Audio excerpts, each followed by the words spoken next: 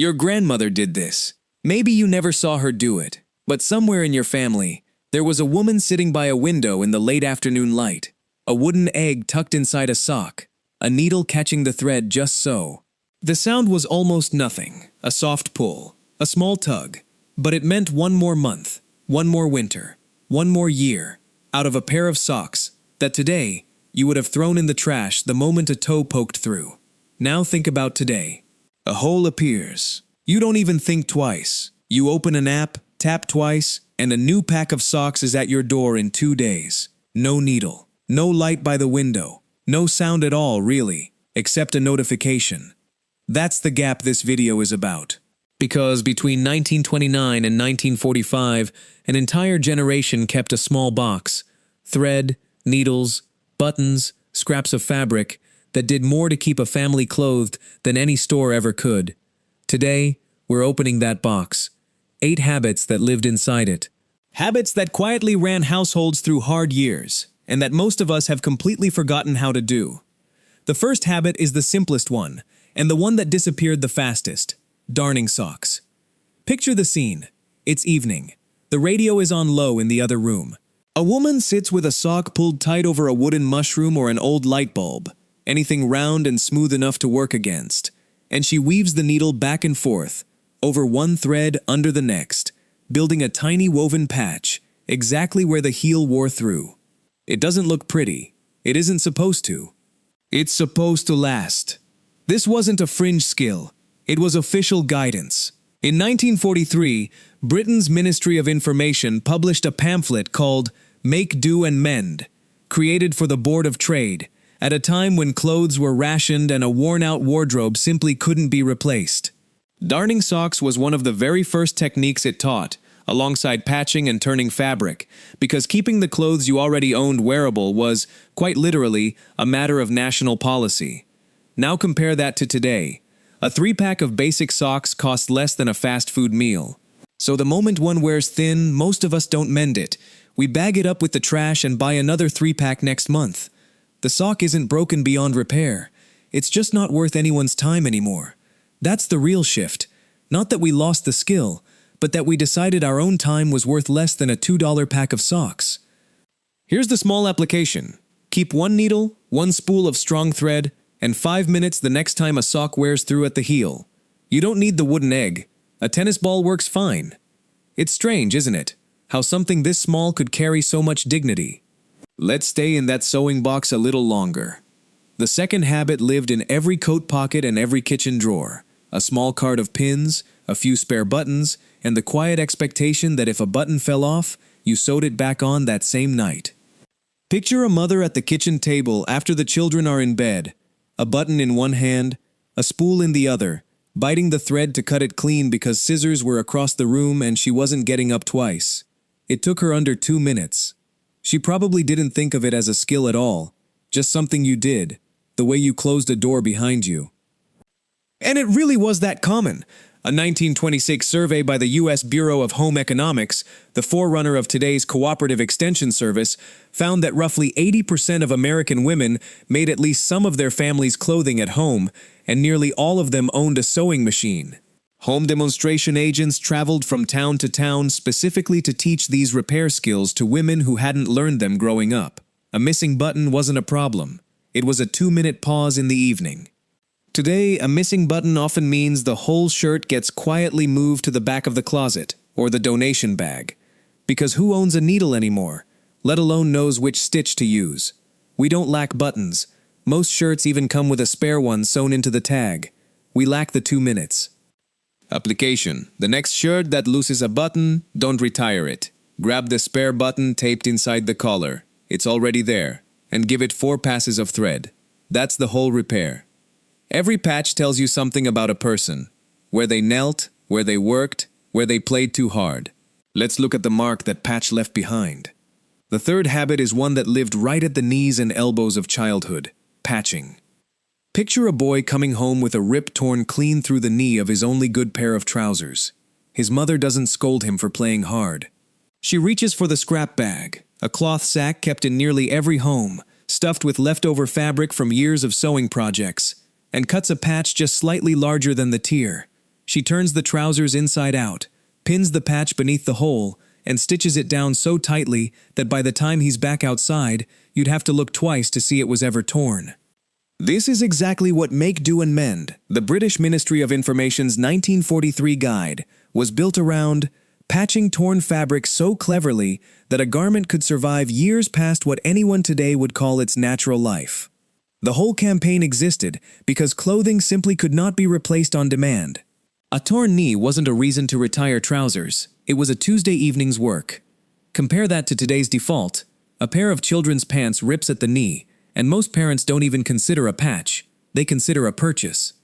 Fast fashion has made new cheaper than repaired, in both money and time. We've built an entire economy on the idea that a torn knee is the end of a garment's life, rather than simply its next chapter. Application: keep a small envelope of fabric scraps from any clothing you retire completely. The next tear at a knee or elbow becomes a 5-minute fix instead of a 5-minute walk to buy something new. Let's move to the fourth habit, and it's one that required real cleverness: turning collars and cuffs. Shirts don't wear out evenly. The collar and cuffs fray first, rubbing against a neck and wrists every single day, while the rest of the fabric is often still perfectly good. So the trick was this: unpick the worn collar entirely, flip it over so the frayed edge faces inward, and sew it back on reversed. The shirt looked new again, at the exact point where it had looked oldest. This technique appears again and again in home sewing guidance from the era, including the same Make, Do and Mend pamphlet, which devoted specific instructions to turning collars, cuffs, and even sheets, because linens wore thin in predictable places, and fabric that still had life in it was too valuable to discard just because one edge had frayed. Today, a slightly frayed collar is one of the most common reasons a perfectly good shirt gets pushed to the back of the closet, or worse, thrown away entirely, even though the rest of the fabric could last for years. We treat the weakest point of a garment as if it were the whole garment. Application: before retiring a shirt over a frayed collar, ask whether the fabric underneath is even worn. Often, it isn't, and a tailor, or 20 minutes with a seam ripper, can turn it around. Literally. There's a kind of quiet math families used to do without ever writing it down. How many lives one piece of fabric could live before it was truly finished? The next two habits come straight from that math. The fifth habit is the one that turned an entire wardrobe into raw material, repurposing old clothes into new ones. A father's worn-out dress shirt didn't end its life in a bin. It ended up as a girl's blouse, cut down to size, the collar reshaped, the buttons moved. A mother's outgrown dress became a set of pillowcases, or a smaller dress for a younger sister, or patchwork squares for a quilt that would outlive everyone in the room. Nothing was ever just one thing. It was always on its way to becoming its next thing. Wartime guidance from the era leaned into this directly. The same 1943 Make, Do and Mend pamphlet included instructions for remaking men's worn clothing into women's and children's garments, precisely because new fabric was scarce and every adult-sized piece of cloth represented 2 or 3 children's garments waiting inside it.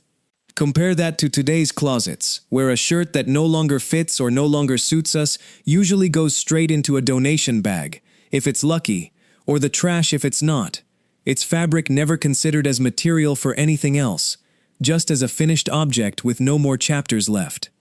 Application: before donating or discarding a worn-out piece, ask what smaller thing might be hiding inside it: a bag, a cushion cover, a patch for something else in your closet. The sixth habit was quieter than all the others, and maybe the most telling: saving every scrap of fabric, no matter how small. Picture a tin, a drawer, or an old cookie box, tucked in the back of a sewing basket, filled with nothing that looked useful at all. A triangle of cotton, a strip of wool no wider than a ribbon, buttons from a shirt that was cut up years ago. To an outsider, it looked like clutter. To the person keeping it, it was inventory. Every scrap had once been part of something, and might yet be part of something else. This habit is baked directly into the language of the era. Waste not, want not. Wasn't just a saying, it described an actual practice. One where a scrap too small to patch a knee might still be exactly the right size to reinforce a pocket, or bind a raw seam, or stuff a small cushion. Today, fabric scraps from home projects, or the offcuts from fast fashion manufacturing itself, overwhelmingly end up as waste. According to the U.S. Environmental Protection Agency, Americans generated 17 million tons of textile waste in a single recent year, and over 11 million tons of that went straight to landfill, a number that would have been almost unthinkable to a household that treated a 2-inch scrap of cloth as something worth keeping. Application: keep a single small bag or box for fabric scraps from any mending or sewing you do. You'll be surprised how often exactly the right piece is already sitting there waiting. We've covered socks, buttons, knees, collars, whole garments, and scraps. But there's one habit left that says more about the difference between then and now than any of the others. Let's get to it. The 7th habit isn't really a technique, it's closer to a rule, and it's the one that shows the gap between generations most sharply. What you might call the one torn button rule. If a button tore loose, thread and all, taking a small piece of fabric with it, you didn't throw the garment away. You didn't even hesitate. You found a scrap of matching or close enough fabric from the scrap bag, backed the tear with it from the inside, re-sewed the button straight through the reinforced patch, and moved on with your evening as if nothing had happened at all. Picture the two moments side by side. In 1935, a woman feels a button tear loose on her one good coat. The coat she wears to church, to the market, to everything that matters. She sighs, reaches for her sewing box sitting on the shelf by the stove, threads a needle by the light of a single lamp, and has it fixed in maybe 10 minutes, without a second thought about whether the coat was worth saving. Of course it was worth saving. It was the only one she had, and there wouldn't be another until there was money for one, which might be a year away, or 2. Now picture the same tear today, on a fast fashion jacket that cost less than a dinner out. Most people don't reach for a needle. They barely register the tear as a problem at all. They reach for their phone, open an app, and order a replacement, sometimes before the old jacket has even made it to the donation bin by the door. 10 minutes of mending has been replaced by 10 seconds of tapping, and the whole muscle of, "let me fix this first," has quietly atrophied in a single generation. That single contrast, needle versus notification, captures almost everything this video has been about. It's not that the earlier generation was more virtuous than we are. It's that mending was simply faster and cheaper than replacing, so the habit built itself. Today, for many garments, that math has flipped entirely, and the skill has disappeared right along with the incentive to use it. Application: the next time something tears loose, a button, a seam, a strap on a bag, give yourself the same 10 minutes before you give up on the item completely. Often, the fix really is smaller than the reason we've already talked ourselves into for replacing it. The 8th and final habit is the one that stretched a single garment across an entire family, sometimes across years, sometimes across a whole decade, handing clothes down, never throwing them away. A winter coat wasn't bought for one child. It was bought, quite deliberately, to survive 3 or 4 of them. The oldest wore it until his wrists showed past the cuffs, and the hem crept up above his knees, and then it went into a trunk in the attic, or under a bed, folded carefully, waiting for the next child to grow into it. When that day came, the sleeves were let down, the hem was dropped, a patch was added at the elbow if the fabric needed it, and the coat went back out into the cold on a smaller body, still doing exactly the job it was bought to do. Nothing in that household was sized for a single owner. Everything was sized for a lineage. This wasn't unusual or extreme. It was simply the ordinary shape of a Depression-era household's economy, where buying something new was a last resort rather than a first instinct, and a trunk of outgrown but still good clothing functioned as a kind of quiet savings account, one that paid out in warmth instead of interest. Today, the average garment is worn only a handful of times before it's discarded, and most outgrown children's clothing goes straight into donation bins or the trash rather than to a younger sibling, a cousin, or a neighbor's child who could use it directly. The EPA's textile waste figures we mentioned earlier, over 11 million tons landfilled in a single recent year alone, are in large part clothes that still had years of wear left in them. Clothes an earlier generation would have simply folded up and passed along without a second thought. Application: before dropping outgrown or barely worn clothing into a donation bin, pause and ask if there's a sibling, cousin, friend, or neighbor who could use it directly, right now. The habit isn't complicated or old-fashioned in any difficult way. It's just asking the question before throwing something away. Maybe we don't need to go back to 1935. Nobody's asking you to give up your washing machine, your smartphone, or the convenience that makes life today genuinely easier in 100 ways. But maybe there's room, somewhere in between, to keep a needle and a spool of thread within reach, to look at a loose button or a small tear and think, just for a moment, let me fix this first. Before thinking, let me replace this. That's not nostalgia. That's just remembering something we used to know.